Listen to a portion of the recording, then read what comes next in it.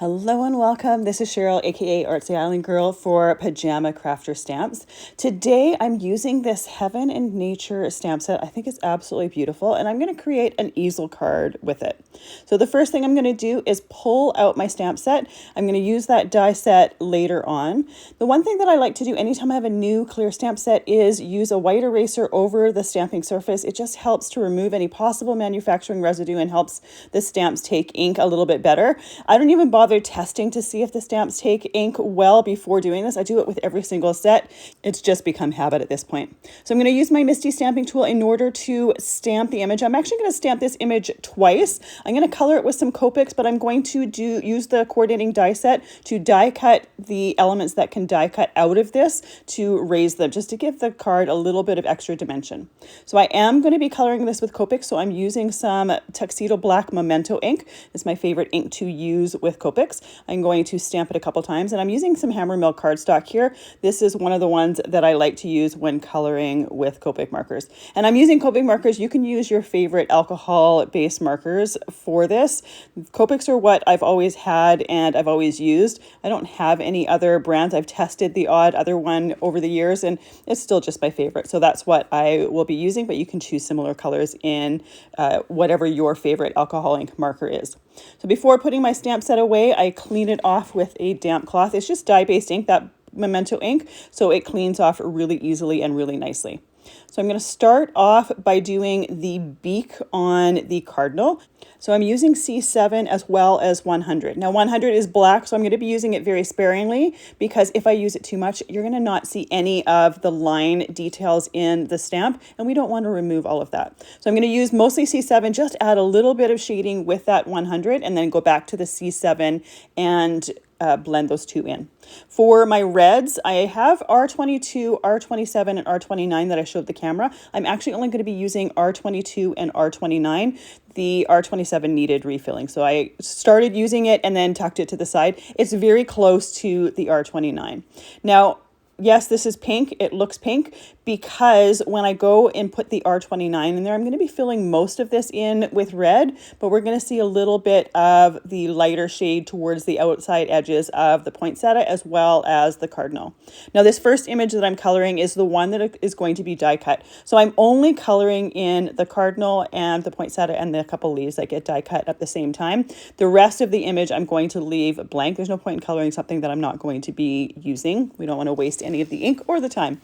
So I start off with the light color, then I go in and do the detailing with the darker color. Now, when it comes to flowers as well as like feathers for the cardinal, I don't really do harsh lines. I kind of flick that color so that it's darker where I start and lighter where the marker flicks up.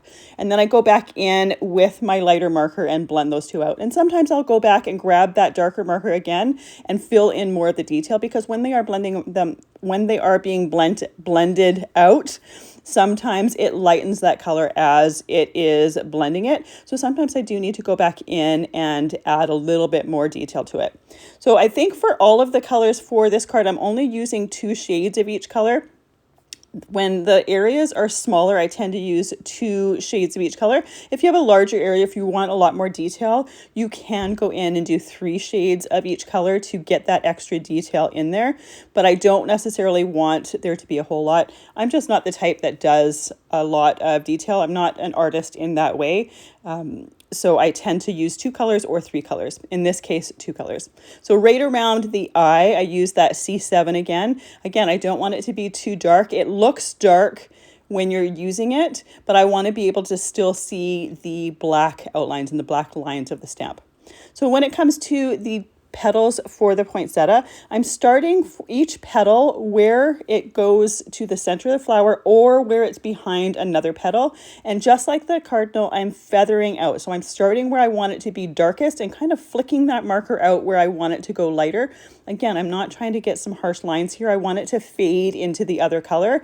And by doing that, I'm getting less of that marker on there. So it's going to just blend a little bit easier. So after doing that whole flower with each one of those petals, then I go back in with the lighter color and blend them. And you can see while I was doing that, I was moving that paper. I was turning that paper around so that it was just easier to flick it in the right direction. I wanted to flick it away from myself. You could also do it, flick it towards yourself, but it's hard to say do it to the left or to the right. So it's much easier to move that cardstock around to make it a little bit easier so you get your strokes going in the right direction. So after blending those two colors together, I'm going to go in with the greens, and I'm using YG63 and YG67. Once again, going in with the lighter color first, then using that darker color and flicking that color out, and then going back in with the lighter color. So the coloring with alcohol markers or Copic markers are really quite easy. Now, this is the technique that I do. I know there's a lot of people that I've seen videos on that start with the darker color and work their way to the lighter color. When I first started with the Copic markers, this is the way that I learned, and this is the way that I'm comfortable and I like doing it. So I haven't really changed, but you can try both ways and see what works best for you. What is best for one person isn't necessarily the best technique for others. So it's always great to try different techniques and figure out for yourself what is the way that you prefer. Now, this second image here, this is the one that I'm going to be using for my card. So I don't need to do all of the detail for the poinsettia as well as the cardinal, but I am taking the lighter color of the ones that I've used for the original images or for the first images and coloring in those areas. The reason I'm doing this is because I am going to raise these images that are die cut on pop dots, so you'll be able to see underneath them just a little bit. I don't want them to be blank, and I also don't necessarily need to waste the inker time to do all of that detailed coloring on them if it's not going to be visible. So by just doing the light colors, it just blends into the edges of the images that are die cut and laying over top. And I am putting foam dots on, but they're not really thick foam pop dots, so we're not going to be seeing a whole lot of this detail to it. But I always prefer looking and seeing that the image underneath was colored, even very simply. And it just makes the card seem more complete, in my opinion. So right behind that cardinal there is another poinsettia. So this one doesn't get die cut when you die cut out the cardinal. So I am going to be doing all of the detail with this poinsettia. I'm doing it exactly the same as the first one. So I start with that light color, the R22, go in with the R29 and flick the color out, start where I want it dark and flick the color out, and then go back in with the lighter color and blend those two together. Now, earlier you saw me flipping over the paper. You can see that the ink goes right through the cardstock when you're coloring in the heavier areas. That is one of the reasons why I have a piece of paper underneath my image here as I'm coloring. Now, if I didn't have that paper there, that extra ink would go on my glass surface that I'm coloring on. And there's a chance that when I'm working with a different color, I might rehydrate that ink and pull it up through the paper. So by working on some paper underneath here, I don't have to worry about that as much. I can see if I've bled through to that scrap piece of cardstock. It's just a piece of printer paper that was printed off from something else. You can see there's writing on the other side of it. It's not a new piece of paper. So I'm just reusing my scraps, but I can see that I'm not bleeding right through to that paper, so I'm not going to be picking up some of that color. Again, personal preference. I like to do it this way. I've always done it this way, and I find it works well. Sometimes when you're coloring really heavy or doing a lot of blending in one area, it does soak through to that scrap paper. So it's always nice to know if there's any color that could possibly be pulled up. So for the rest of the leaves, I'm going to be doing those same two greens. I'm doing the YG63 and the YG67. And again, the same technique. I'm going in with the lighter color, then doing some of the shading detail with the darker color, and then reblending with that lighter color. So for the leaves, where the base of the leaf meets the stem, that's where I do the shading, or where a leaf goes behind another one, that's where I do that shading as well. So on the top of this image, there are a couple holly leaves with some berries. So I'm going to do that same color for this as well. Now, if you wanted to get really creative, you could do different shades of green. When I'm doing a video with Copic markers especially, I try to use as few colors as possible, just to show the technique to it, but you can easily alter these and do different shades of green. If you want your greenery to have a bit more variety to it and have more shades to it, you can absolutely do that. And again, I'm using YG63 and 67, but you can pick your favorite shades that you like for your greenery or for your reds or for whatever other elements. You don't necessarily have to use the exact same colors that I'm using here. So the reds that I'm using for the berries are the exact same ones as the cardinal and the poinsettia. For the flame on the candle, I'm using Y08 for the yellow and then YR04 for that little tiny bit of flame in the center. If you don't happen to have an orange, you could even use that lighter pink that I used for the cardinals. It's just to add a little bit of visual dimension to that flame. I'm going to be putting glossy accents on it to give it some gloss and shine later, but I do love when it's, even though it's a really tiny area, when it's got a little bit of color variation to it. For the lantern, I want it to look a little bit like a steel or metal lantern. So I'm using C3 and C5, first going in with that C3 and coloring that whole thing. After coloring that whole thing, I realized I didn't need to color the underneath part with the C3. I could have just done it with the C5. Those areas are so thin, I didn't even bother doing any shading. I just did some solid coloring with that C5. That's not the main focal point of this whole image, so I didn't feel that it was necessary to be really detailed with it. For the lid and the ring on top of that lantern, I went around the outside edges with that C5, doing a little bit of that shading and then going back with that C3 to blend those colors together. Another option here would be, say, to use a metallic pen to color this if you wanted to have some metallic properties to this. I think that would look fantastic as well. But I'm trying to keep the focal point on the cardinal, the poinsettia, and have the lamp and the candle kind of in the background as a secondary image. So I didn't want to add any different texture to that metallic, or to that lantern. So I just did the C3 and the C5. Now, the C series of grays are my favorite. They're cool grays. You could also use the W series. Those are warm grays. So they have a little tiny bit of brown to them. They're not my favorite. My favorite are the C series. I don't know why. I just like the cool grays better. There's also some toner grays that are a little bit of a different shade as well. Again, take a look at them, see which ones are your favorite, and use whichever ones you prefer. So I took the C1 and did a little bit of shading on that candle. I didn't want it to have a whole lot of color to it. I didn't want to do it in green because to me that seems like an odd color for a candle in a lantern. I also didn't want to do it as red. So I just did the C1. C1 has barely any color to it, but it's just going to add a little bit of that shading detail. To add a little bit of sparkle, I took a Sakura Stardust glitter pen and I colored over top of some of the berries as well as some of the detail for that candle, again, just to give it a little bit of different texture. So the dies from this set come joined together. I have a pair of die snips here that I'm trimming them off. And when I do that, I trim as close to the die as possible. And that little strip that gets left, I take it off of that die right over top of the garbage can, because often that little tiny piece of metal flings somewhere and you're never ever going to find it. So by putting it right over the garbage can, I know that it just went right into the garbage.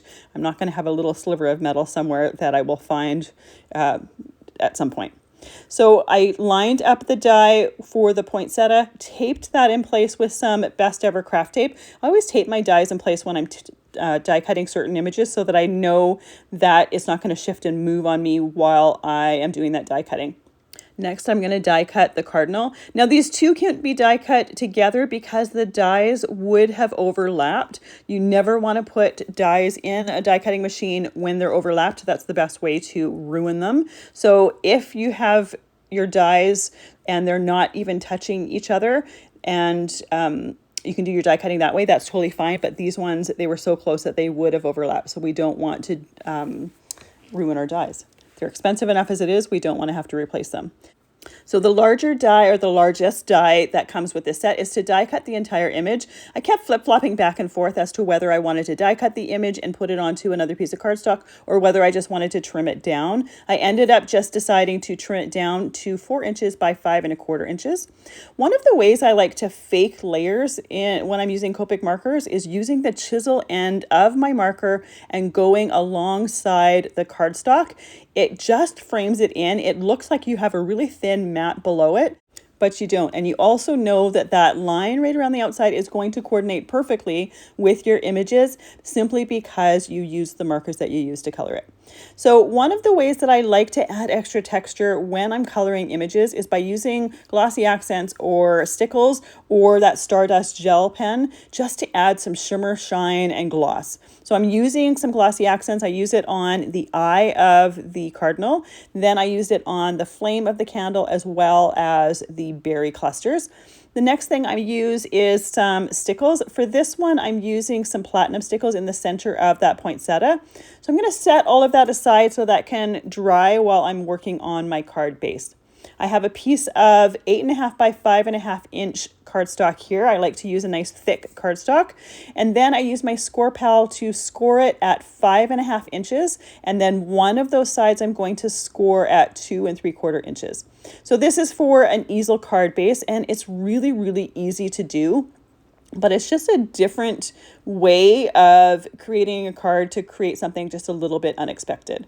Now my score pal doesn't have a groove for the 2 3/4 inch line. So what I do is I put that cardstock against the edge, move it up, move it over to my right to the 1/4 inch mark, and then I score at the 3 inch mark. When you slide it back, you can see that it is scored at the 2 3/4 inch mark. So if you have a score pal that or a scoring tool that doesn't have all of the grooves in it, that's an easy way to do it. So for the inside of my card, I want to have a strip of cardstock. This is going to be for the front of my card to lean against to create that easel. So I'm using a piece of cranberry cardstock. This is just a scrap that I have. I'm taking one of the sentiments from that Heaven and Nature set. I'm going to stamp it with some Versamark ink, and then I'm going to heat emboss it with some gold embossing powder. I did use some embossing powder tool on that cardstock before stamping it with that Versamark ink because I want to make sure that my embossing powder only sticks to my stamp sentiment and not any possible oils from my fingers that I've transferred while moving it on there. And then you can see while I was putting it in my Misty stamping tool, I grabbed my card base so that I could center that sentiment and know that it was centered within the card rather than trying to guess it, because this strip of cardstock is a little bit wider than the 4 1/4 inches of my card base. So after pouring that embossing powder on there and taking the excess, putting it back in the container, I use my embossing tool in order to melt that powder. Now we can trim our strip down to that 4 1/4 inches. I end up trimming my strip a little bit narrower as well. When I do that, I look at the guard on my trimmer. I look at the right side of it and I kind of make sure that my sentiment edge is even with that. Then I flip it over and I do the same thing, but I also use the side of the cardstock as a guide as to how even it is and how straight it is. To add this image to my card base, I'm only going to glue it to that bottom flap of the 2 3/4. That way, when the recipient gets the card, they can flip it up and know that it's not attached, and then they can create the easel. I'm going to add some foam pop dots to my die cut pieces. These have been sitting aside for probably about half an hour to make sure that that stickles and that glossy accent was nice and dry. And you do want to make sure to do the stickles and glossy accents before or after die cutting. The pressure from your die cutting machine changes the surface of glossy accents, even if it's completely dried. So you do want to do that step after doing your die cutting. So as I'm putting that strip on the inside of the card, I do flip up the easel to make sure that I have it sitting up as much as I want it. For gluing that front piece on the card as well as my strip there, I'm using some Barely Art glue. I have it in a fine line bottle. I use this glue for probably about 99% of the things that I glue together. It sticks really well, and a liquid glue gives you that wiggle room to move and shimmy things in place. Once I have those done, I can add those die cuts to the front of the card. Now, when you die cut with the coordinating die sets, there's just a little sliver of a halo around the outside of the piece. Because the images underneath are colored with Copics, you can see that white edge. In order to hide it, I take the color of Copic that was used below it, and I just color the edge of that cardstock. Any of the areas right over top of white cardstock, I don't need to do. I only do it right on top of areas that have color underneath them. It just makes that the finish look a little bit more seamless. And it hides those little halos around the outside. When you're doing it on something and you have it on a completely different color cardstock behind it, I don't mind that halo, but because there were so many different colors behind there, it just looked a little bit off. And once it was colored, it looked a lot better. So here is that finished card with that gorgeous cardinal, the gorgeous poinsettia, and that beautiful lantern. And here we have our easel for that card. Now, obviously, it doesn't stay well when you're lifting up the base of the card. You could also use 2 strips of that cardstock if you wanted to thicken it a little bit more, but it stays really well when you don't touch it. As soon as you touch it, it stops standing there. So this is just a fun card for just a different way of displaying your cards. You can see that there's lots of area at the bottom there to write a message, and there's also some area at the top there. Thank you so much for joining me today. I really appreciate you being here. We'll see you soon.